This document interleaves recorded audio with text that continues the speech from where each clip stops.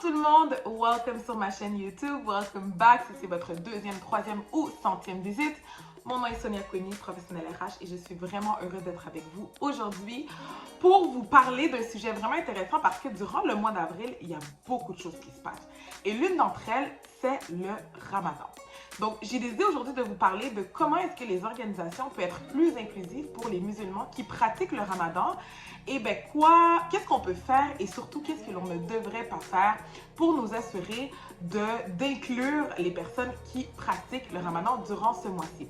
Alors, si ça vous intéresse d'avoir des trucs, astuces ou de déconstruire des choses que peut-être vous faisiez dans votre organisation, c'est la vidéo pour vous. Restez avec moi. Donc, avant de me plonger dans les trucs ou mes recommandations, je voulais vous donner une définition globale de ce que l'on qualifie du Ramadan. Donc, le Ramadan, c'est un des 5 piliers de l'islam et c'est une période de jeûne où les musulmans pratiquants ne mangent pas, ne boivent pas, n'ont pas de relations sexuelles, ne fument pas de l'aube au coucher du soleil. Puis durant cette période-là, justement, ça leur permet de prier et d'avoir une réflexion plus profonde par rapport à la pratique de leur foi. Donc, c'est une période très importante pour les musulmans et les seules personnes qui sont exemptées, c'est les personnes qui sont malades, les personnes qui ont leur menstruation, les femmes enceintes. Donc, il y a quelques exceptions, mais la très forte majorité des gens peuvent pratiquer ce mois-là qui est de 30 jours consécutifs.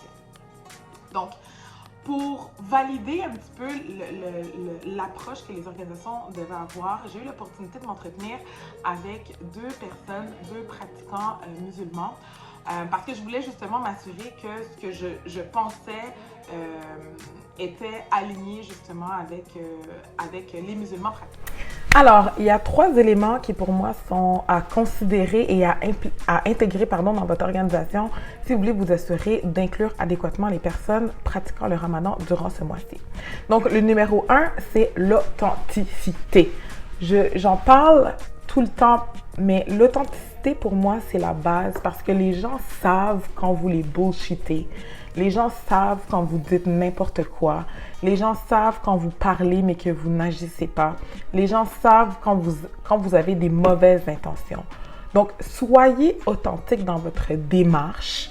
Soyez authentique dans la façon dont vous faites les choses parce que c'est la base du respect pour les différents groupes minoritaires. Je donne un exemple concret. Au début du mois, on a vu... En tout cas, moi, j'ai vu à peu près partout des centaines d'organisations, plusieurs que je suis sur les différents réseaux sociaux, souhaiter un joyeux Ramadan à la communauté musulmane, ce qui est en soi louable et bien. Et ma question qui suivait ensuite, c'est qu'est-ce que ces différentes organisations-là font réellement pour s'assurer que les personnes qui pratiquent se sentent inclus, ne se sentent pas exclus. Donc, tout ce que vous faites, faites-le de manière vraiment genuine, avec votre cœur et assurez-vous que vous allez, par la suite, une fois que vous avez dit certaines choses, être en mesure de pouvoir porter des actions qui sont en lien avec ce que vous avez dit. Puis ça m'amène justement à mon deuxième point, parce que à la suite des belles discussions que j'ai eues avec les 2 personnes qui pratiquent et qui sont des employés en organisation, il y a plusieurs choses qui sont ressorties, puis ils m'ont surtout donné des exemples vraiment intéressants, vraiment parlants. Donc, vous le savez, vous le savez peut-être pas, mais les personnes qui pratiquent le Ramadan se lèvent tôt le matin, peuvent manger pris et donc leur journée commence avant l'aube, donc avant le lever du soleil. Donc on peut s'imaginer que c'est très tôt. Et donc, une fois qu'ils ont fait les choses qui sont reliées avec leur religion, pris leur douche, certaines personnes sont prêtes à commencer à travailler. Donc, d'avoir une flexibilité dans l'horaire pour que les gens puissent décaler de 1, 2, voire 3 heures leur journée de travail, ça va leur donner l'opportunité justement de travailler dans des périodes où ils ont plus d'énergie. Le matin, on s'est réveillé, on a plus d'énergie. On a une baisse d'énergie au fur et à mesure que la journée continue parce qu'on jeûne, parce que pour multiples raisons. D'ailleurs, même quand on ne jeûne pas, au fur et à mesure que la journée continue, on est de plus en plus fatigué. Donc, Justement, d'avoir une flexibilité dans l'horaire, c'est une des actions qui, à mon avis, serait vraiment bien perçue par les personnes qui pratiquent le ramadan. Une autre chose, c'est d'avoir la possibilité d'avoir des journées flex. Puis, toutes les organisations qui ont des banques flex, donc les gens prennent une journée de congé sans avoir besoin de donner d'explication, thumbs up numéro 1. Parce que les journées flex, qu'est-ce que ça fait? Ça fait en sorte que, par exemple, le jour de la Eid, donc à la fin de la période de jeûne, quand les gens vont célébrer les jours qui vont suivre, bien, ils peuvent utiliser ces jours-là sans avoir besoin de donner d'explication pour célébrer. Parce qu'il n'y a rien de pire que de devoir donner des explications, avoir peur que ce soit refusé, se sentir une fois de plus exclu, que le spotlight soit mis autour de nous. C'est très difficile. Donc, d'avoir justement une flexibilité dans les horaires de travail et dans les journées de congé que les gens puissent prendre, bien, ça contribue justement à ce qu'ils se sentent plus inclus, respectés, aimés et au même titre que tous les autres membres de l'organisation. Ensuite, quelque chose que moi, c'est chez un ancien employeur que j'avais vu ça. Il y avait un barbecue annuel. À chaque année, on avait un barbecue annuel et il tombait toujours dans la même période. Donc, toujours dans la même période. Et on s'assurait, je me souviens, on s'assurait toujours que ce barbecue annuel-là soit après la fin du Ramadan. Et ça, je trouvais ça phénoménal. Je trouvais ça vraiment agréable parce que, ça permettait justement à tout le monde de pouvoir participer à cet événement où on voulait que tout le monde participe. Donc, si vous avez des célébrations dans l'organisation qui impliquent de la nourriture, qui impliquent plus d'énergie, bien, ça serait vraiment un geste d'intégration de justement le mettre dans une période où tout le monde va pouvoir venir et ne pas avoir besoin de donner d'explications. Donc ça, c'est mon deuxième truc qui touche la flexibilité. Et là, j'ai donné quelques exemples, mais il pourrait y en avoir des tonnes.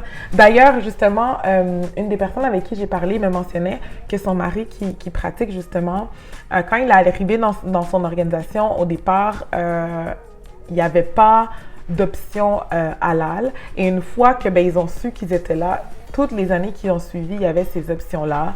Puis, les organisations apprennent, elles ne sont pas parfaites, elles ne peuvent pas tout savoir, elles prennent des choses pour acquis.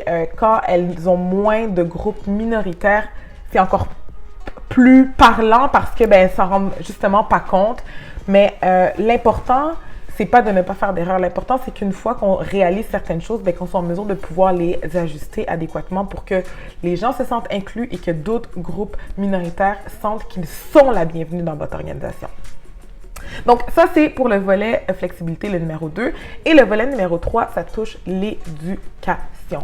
Pour moi, l'organisation a un travail d'éducation à faire auprès de ces différents groupes, ne serait-ce que ce soit de leur expliquer. Parce que, puis je m'explique, je rewind un petit peu. Tout ce que l'on ne connaît pas peut faire peur, peut sembler une menace, peut sembler bizarre, peut sembler par rapport. C'est comme ça que la nature de l'homme est. Elle n'aime pas l'inconnu. L'homme a horreur de l'inconnu. Et donc, une fois que l'on se rapproche de l'autre, que l'on comprend mieux l'autre, que l'on apprivoise les choses qui sont différentes dans notre vie, on est en mesure de pouvoir mieux inclure les différentes personnes. Donc, je reviens à l'éducation. L'éducation, elle est primordiale, elle est importante d'expliquer c'est quoi le ramadan, qui pratique le ramadan, c'est quoi les exclusions et les do's and don'ts. Et dans les do's and don'ts, j'ai eu aussi un exemple vraiment parlant parce que, on le sait, durant ce mois-là, on ne mange pas. Puis les personnes qui sont exclues, donc exemptées, peut-être pendant une certaine période de temps, les personnes qui ont leur menstruation, les personnes qui sont malades, les personnes qui sont enceintes. Puis d'autres exclusions. Et donc, il y a une personne qui, justement, elle est tombée dans sa semaine et elle a commencé à manger. Et là, les gens de son organisation lui disaient « Ah, tu manges? Je comprends pas. Le ramadan n'est pas fini. Comment est-ce que tu manges? » Puis là, elle s'est comme sentie... Tu te sens dans un étau puis tu as envie de dire « Cause I'm bleeding, guys. » Et on n'a pas envie de dire ça. On ne devrait pas avoir à dire ça. Et donc, d'avoir une séance d'éducation, de permettre en tout cas de donner la vitrine aux gens, de les éduquer sur qu'est-ce que c'est, quoi faire, quoi ne pas faire, ben ça évite justement d'avoir des comportements qui vont contribuer à exclure une fois de plus certaines personnes. Donc c'était mon troisième pilier, vraiment, tout ce qui touche l'éducation. Puis ça peut prendre différentes formes. Ça peut être un webinaire, ça peut être de demander à des personnes de confession musulmane d'en parler. Ça peut être de ne pas faire ça aussi si elles ne se sentent pas à l'aise de le faire. Ça peut être d'envoyer des références, d'envoyer des articles. Il y a différentes façons de donner l'opportunité à nos gens de s'éduquer par rapport aux groupes minoritaires et c'est important pour nous justement de le faire pour s'assurer que tous nos employés soient réellement inclus. Alors voilà, guys, c'est ce qui conclut ma capsule d'aujourd'hui sur comment nous assurer d'inclure adéquatement la communauté musulmane durant le mois du Ramadan dans nos organisations. J'espère que j'ai pas fait de bourbe. Vous m'excuserez si j'en ai fait. J'ai essayé d'être vraiment le plus cohérente possible tout au long. Des fois, je m'emporte un petit peu. J'espère surtout que ça a aidé plusieurs d'entre vous à allumer des petites lumières et à tendre la main vers ce qui est différent de ce qu'on a l'habitude de connaître. Et puis, je vous souhaite une excellente journée. Bon Ramadan à tous ceux qui continuent de le pratiquer pour les semaines à suivre. Et je vous dis à très bientôt.